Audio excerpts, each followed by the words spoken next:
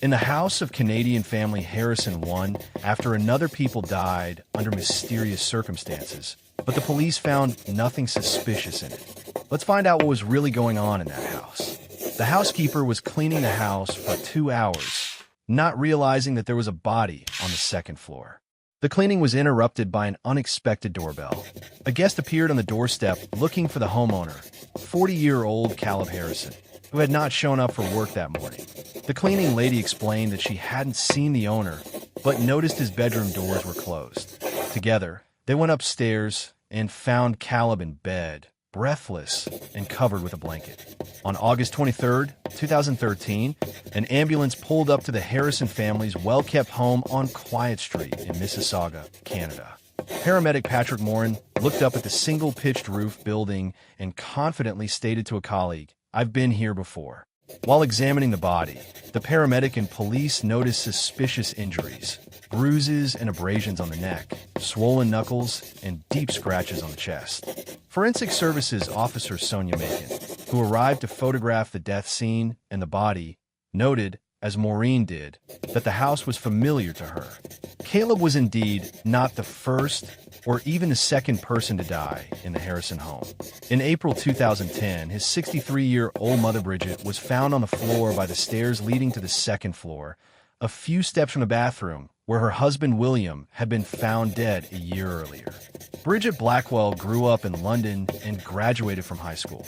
She successfully played in the local amateur theater and, after studying, came to the Stratford Theater, where she met a tall and handsome 18-year-old William Harrison, who worked in a costume shop. William was from a family of jazz musicians and could keep up a cultural conversation with the actress and show her all the local attractions. In 1969, William and Bridget married and settled in Mississauga, and in 1975, they bought their own home there. With the theater past was over, Bridget worked as a teacher and eventually rose to principal and assistant minister of education. William became a specialist in management and sales. The calm and judicious William balanced the emotional and ideological Bridget. They were inseparable. Relatives joked that the Harrisons could earn good money on advice about education, career development, and building strong relationships, for which they constantly went to friends and acquaintances. There was no way the couple could have a child, so they made the decision to adopt. In 1973, 6-month-old Kalib appeared in the family. The hyperactive boy often got into trouble. He was a little rascal, his aunt said, and terribly curious, his cousin added. Any adult looking after him risked a heart attack. At 27, Kalib got a job at a specialty store selling collectible Barbie dolls, where he met his future wife, 19-year-old Melissa Merritt. She had recently broken off her engagement. Her boyfriend was not ready for a serious relationship, and she dreamed of a husband, children, and family life. Just a few months after meeting the girl, Kalib informed his parents that he wanted to get married. Merritt was in a hurry to become a mother, since she had an ovary removed. Her lovers supported her desire to have children as soon as possible. They married and settled near the home of Kalib's parents. Within 3 years, 2 children were born to the young family. But soon, because of financial problems in the relationship between Kalib and Melissa, there was a rift. The husband became addicted to alcohol, and the wife only made things more difficult. "I exaggerated my health problems and made everyone worry about me," Merritt later confessed. "I was treating a cyst, but I was pitching everything in such a way that Kalib and my family thought I had cancer." In June 2005, Merritt reported to police that Kalib grabbed her by the neck and beat her on the head. In an attempt to defend herself, she scratched him. After this incident, the couple decided to separate. Kalib moved in with his parents, and his wife forbade him to see the children. A month later, Kalib got drunk at a party, got behind the wheel, and crashed into a cab. The accident killed the cab driver and injured 4 young passengers. Kalib was released on bail and ordered to stay at his parents' home. A few weeks later, Melissa reported to police that he had attacked her in the front yard of the house where she lived with her children. Police officers immediately went to the Harrison home. There it turned out that Kalib had been seriously injured in a traffic accident and could not move without crutches, therefore was not in a position to attack his wife. Merritt later complained repeatedly to the police about Kalib's aggression. The police became suspicious that she was lying to arouse suspicion against her husband, but no charges were filed against her. In October 2005, the court allowed Kalib to see the children on Tuesdays and Thursdays and to spend every other weekend with them, while still having to live with his parents. One winter day, Melissa Merritt met 28-year-old Christopher Footer on the internet. In October 2006, on his birthday, he proposed marriage to her. The couple began planning a wedding for the spring, forgetting that Melissa was officially still married. I mistakenly thought that after 2 years of living apart, you automatically cease to be husband and wife, she claimed. The celebration took place at a Toronto banquet hall, but it wasn't a real wedding, she clarified. In 5 years of married life, Merritt gave birth to 4 children to Footer. With a new partner, however, financial prosperity did not come either. They often borrowed money from relatives and saved on welfare payments. When Melissa and Kalib divorced, the court granted them equal custody of their common children. Half the time the children spent with their father at the Harrison home. The other days they lived with their mother and her new husband. William and Bridget actively participated in the upbringing of grandchildren, drove the children to school, took them to classes, helped with lessons. Merritt resented this. She believed that only she and Kalib could take care of the children, and the help of grandparents perceived as inappropriate interference. If Kalib is not doing the parenting, then no one but me should be doing it, she wrote in an email to Harrison. Over a 2-year period, Melissa wrote 5 police reports alleging that Kalib and his parents were abusing the children. She did not allow Harrison to see the children until December 2008. On the canon of Catholic Christmas, a judge barred her from restricting her ex-spouse's parental rights. In March 2009, Kalib went to prison for 1.5 years for DUI, causing death. At sentencing, the judge emphasized that it was important for the children to live in the same routine, such as regularly visiting with the Harrisons. Instead, Merritt and Footer decided to keep the children away from relatives and left town without informing their family or Kalib's parents. On April 16, 2009, William Harrison was found dead in the first-floor bathroom. Bridget returned home from a school board meeting at approximately 9 p.m. and noticed that the lights were off in all the rooms. When she walked into the hallway, she heard the noise of the television and saw unfinished food on the table in front of the television. Looking for William, she started walking around the rooms and calling his name loudly. After checking the second floor, she went down the stairs and saw that the bathroom door located on the first floor was locked. After picking the lock with a safety pin, she went inside and found her husband's breathless body on the floor. Bridget called the emergency services, specifying that her husband was not breathing. The paramedic who arrived on the call stated what she already knew: her husband was dead. She pointed out suspicious details to police officers. According to her, a man would not lock himself in the restroom when he was home alone. She also thought it was odd that the lights were off in the house. Coroner Jarrett arrived at Harrison's home at 10:50 p.m., examined the body, and noticed thin abrasions on his neck. The examiner suggested they could have been caused by the chain. He asked the medical examiner's court to take photographs to document the red marks on William's neck. Despite the locked door and the abrasions on his neck, investigators did not consider his death suspicious. In all likelihood, his death was due to natural causes, the police report said. During the investigation, the coroner found nothing suspicious. In his statement, he reached the same conclusion. The scene was examined with police, who found no suspicious details. Jarrett sent the body for autopsy to determine the exact cause of death.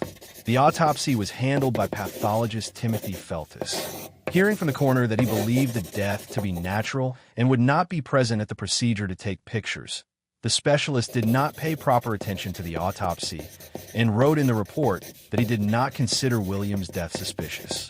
In fact, Feltis found no heart abnormalities, disease, or any other signs of natural death upon examination.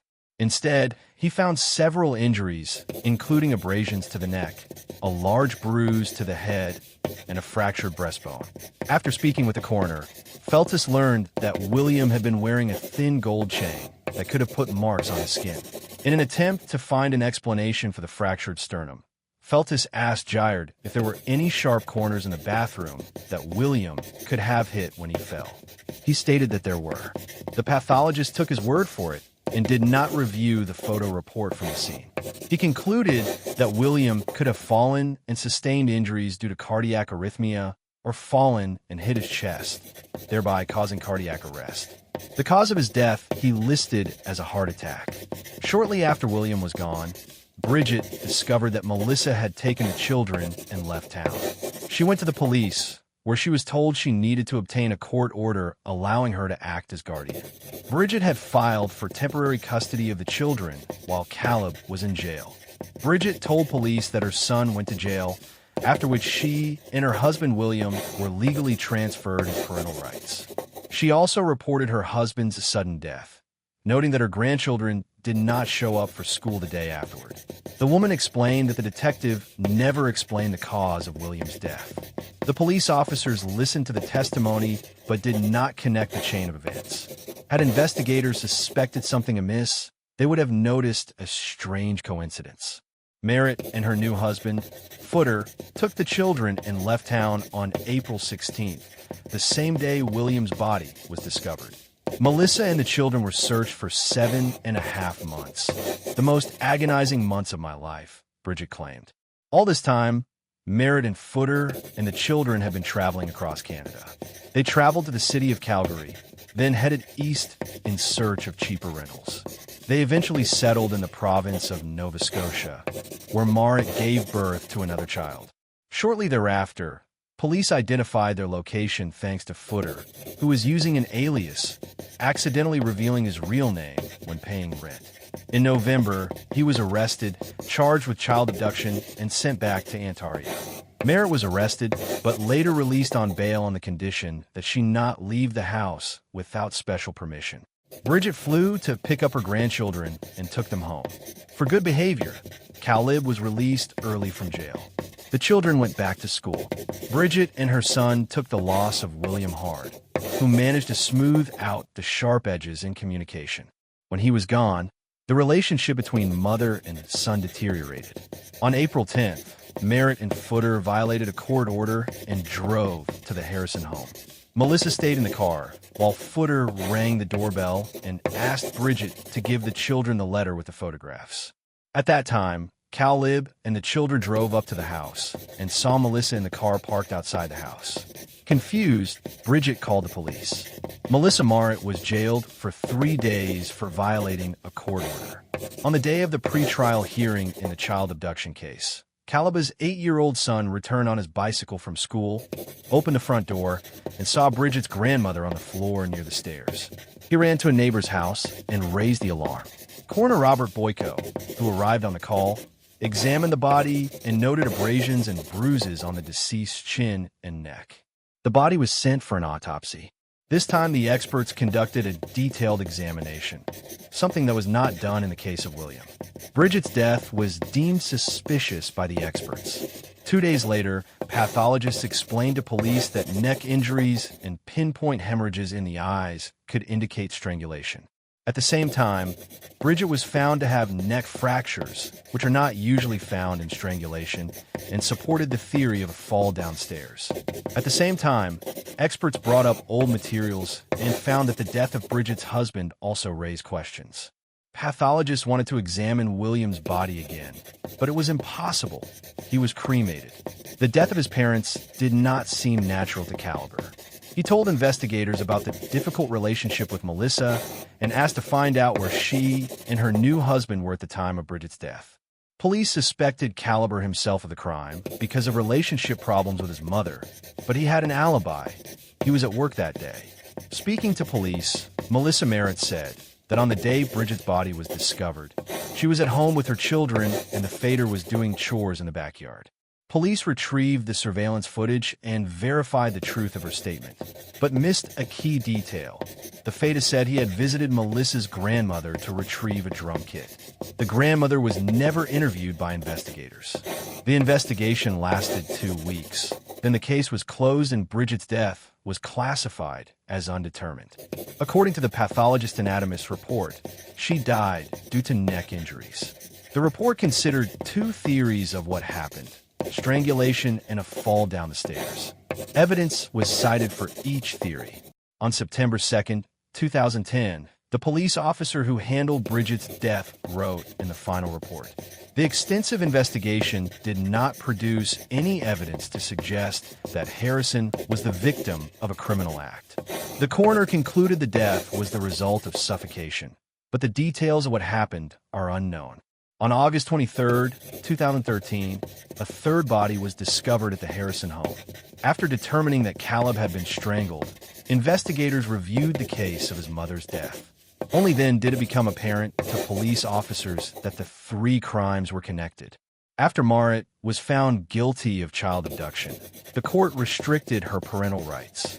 She was allowed to see their shared children with Kalib every other weekend. In the spring of 2013, Kalib agreed to have the children spend 1 week with him and another week with their mother. On July 10th, Melissa Merritt filed a petition for full restoration of her parental rights. Kalib did not respond to the petition. He died the day before Merritt was to be restricted from contact with her children again. 2 weeks after his death, she filed a petition for full custody, stating that her ex-husband had passed away. The petition was granted. After that, Marit and Fader and the children left town again. This time their movements were monitored by the police. For several months, the police tapped their phones and conversations. And in January 2014, the couple was apprehended and charged with first-degree double murder. During a 13-hour interrogation, Fader pleaded guilty. He said that in April 2010, he drove to the Harrison home and asked Bridget to let him in to deliver a note to the children. Once across the threshold, he attacked the woman and punched her several times. "I clutched her neck until she fell breathless to the floor." He said he hoped that by killing Bridget, he would help Melissa gain equal custody of the children. 3 years later, according to Fader's testimony, he again snuck into the Harrison home using keys he stole from his son, Kalib and Melissa. He went into a second-floor bedroom and struck Kalib in the chest with a bat before strangling him. He insisted that Melissa knew nothing about it and was not involved in the crimes. Fader and Merritt were then placed in the same cell. The police hoped that, in private, the couple would discuss what they had done and finally turn themselves in. The plan worked. They also found in the detainees' laptop a long history of internet searches that proved their guilt.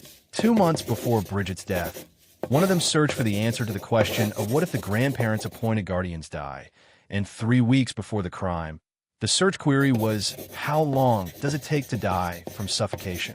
A month before Kalib's death, the browser on Fader and Merritt's computer displayed the query, easy ways to kill and get away with it. The laptop turned out to be a guardian of valuable evidence, but police ran into a problem.